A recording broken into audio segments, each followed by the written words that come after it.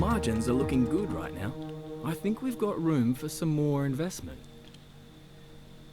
Hey guys, I'm playing the career mode of the F1 2020 game, and now it is a season 2. Actually, I am a driver called Max Verstappen, and it's a short form of Max Verstappen, which I quite like him in personal driving. And my past record on in the first season is good because we have, I think we got the championship last year, and marginally winning Lewis Hamilton. So we got the championship, and moving to second season, we are developing our vehicle, but we still have a large gap when compared to other teams. If you look at individual R&D tree, for example, this is aerodynamics. My team is called Red Tauri. Is the less developed team when compared to other 10 teams. It's even worse than William Racing. However, we are currently having a update on this part, which is a streamlined suspension arm. Upon completions, our R&D points will be slightly higher than Williams and Haas. And for the overall vehicle performance comparison, you can see from the right hand side, upon the current past R&D in progress, we will have a slightly better performance than Williams Racing and Haas, and it is quite also close to AlphaTauri, and but still have some gap between Renault, McLaren, Alfa Romeo, and the Racing Point. And then you see the first team is still belongs to Mercedes and Ferrari and Red Bull Racing. So I have been playing 5 or 6 matches this season so far. Here is my driver profile for this season. No, this is for the lifelong, including last year. Last year I got the championship, but I cannot win the constructor championship because the second driver in my team is very worse, and he didn't gain any points in the whole season. And throughout the 22 matches last year, I won about 12 pole position in the qualifying sessions, and in the racing match I got almost 400 points and have 11 wins, which is the winning rate is about 50%, and I got 60 out of 22 podium finishes, and my FH finish and FH grid is 6. Totally I have driven 3,500 kilometers, and have some faster laps, like 15 matches. So currently I select Valtteri Bottas as my rivals, but we have 3 races remaining, so I need to work hard in order to win over him. And I compete in the season 2. I compete 4 matches. The first one, Australia, I only got the second place behind Valtteri, and then in Bahrain I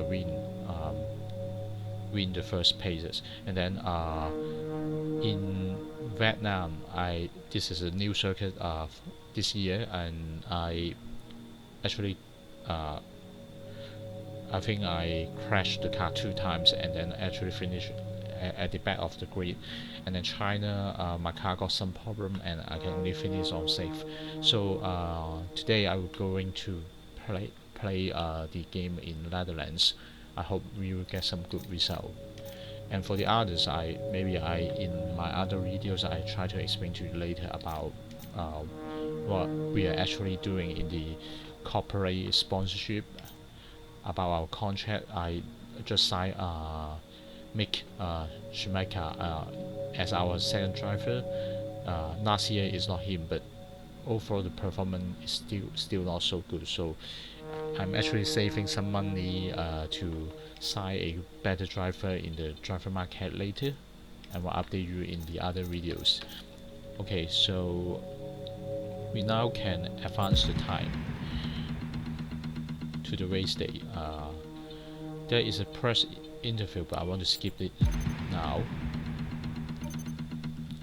We just got a one part fail in R&D, so we need to go back to the R&D tree to look at this. Yes, here you see it's failed already, so we can redevelop it with a cheaper resources point. It's spending about like 600 resources point. Let's try it, and the percentage of failure chance will become 0, but it just takes you more time and more resources point to fix this. So now we going to the race weekend of the Netherlands circuits. I usually treat the practice is to try to familiar with the track design, as well as gain some resources point for We're going to be logging some extra data during this session. Nothing you need to worry about, but as we have some new parts, we'll just confirm they're performing to spec. There are several things that you can do in the practice sessions. The first one is to try to familiar with the track by having some virtual indicator on the track. You need to go through the indicator quite fast and precisely to gain enough points. Let's try it out.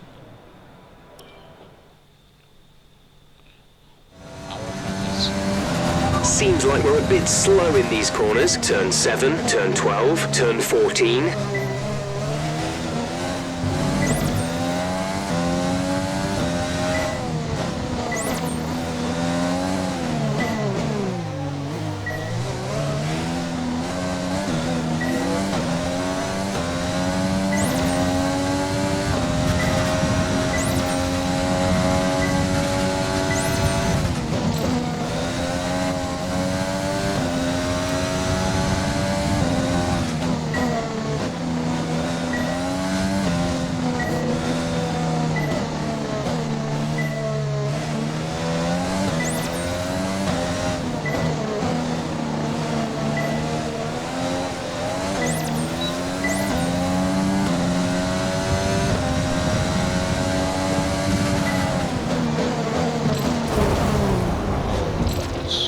Just a poor performance.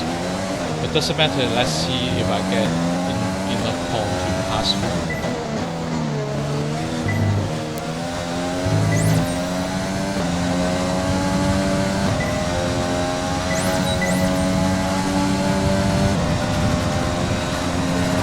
Good work, you seem to have a solid handle on the lap. Let's try and perfect each turn. Remember that chaining good corners together will give you a consistency bonus.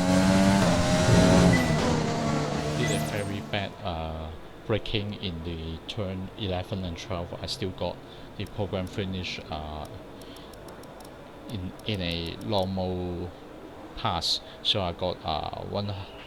So far our fastest lap is a 1:19.5. I got some resources point for these actions.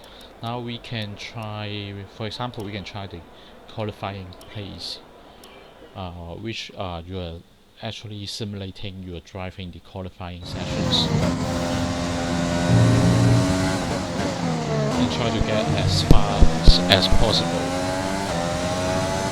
If you pass the standard, you got some resources point.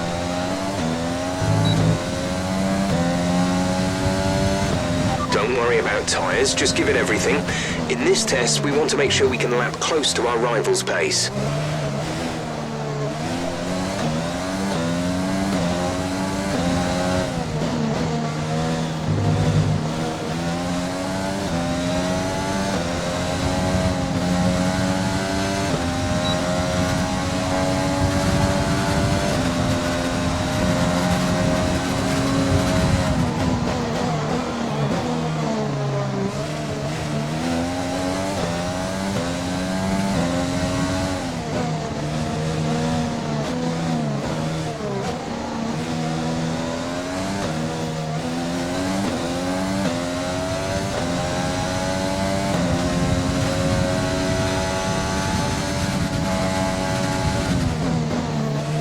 Oh, this is again the turn 6. I'm braking.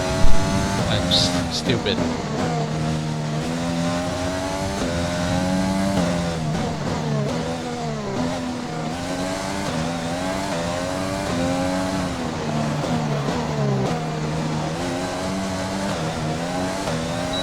So now I'm losing some time if I don't drive faster.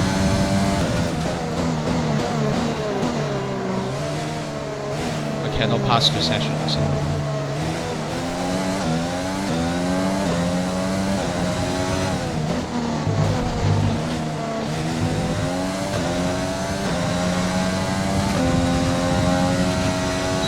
Luckily, in the final turn I got some pace. Okay then, that's the end of the program and plenty of useful data. Return to base when you can so we can go over it. So luckily I still passed the qualifying qualifying trial, and then I get some resources points. Next I'm going to try, you see the time remaining for this session is still have more than 10 minutes, so I can try out 1 or 2 program. Maybe I try the ERS management, which is actually the car have a battery, is a hybrid car. You can charge and discharge the battery from time to time by clicking the overtake button. Let's see how we do. This is the ERS management test. Hit the target time whilst managing your battery charge. The more efficiently you use energy throughout the lap, the higher you will score. Use your overtake button for maximum power, but remember, that will drain energy rapidly. As you can see, George Russell is not ahead of us. So I let him go.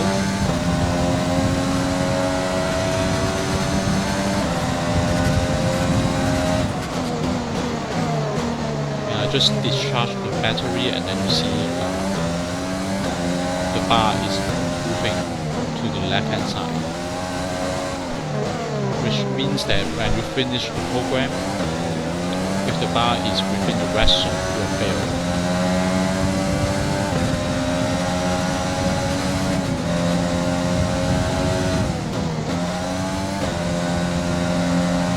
Now I'm discharging. Disable, then the battery will be charged again, especially when you apply the brakes. It's regenerating.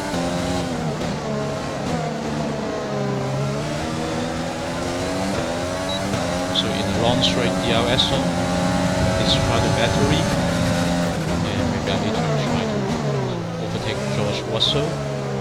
So you see the performance bar drop to the green zone.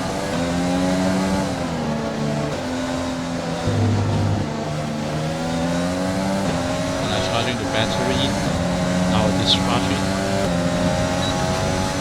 Don't let it go beyond the turbo zone. Okay, test complete, and that was a very good job indeed. We got a lot of valuable information out of that. Then the program finished in turbo zone, so you get the perfect result to get some resources point. It means that throughout the racing or the lap, you didn't drain off or discharge too much battery, then it's within the optimal zone. But at the same time, you still maintain a reasonable speed to complete the lap in the pace that they There's 3 laps of fuel remaining. So overall, you get the purple zone completed within the expected lap time. So they will give you like somehow 100 resources point, which is good.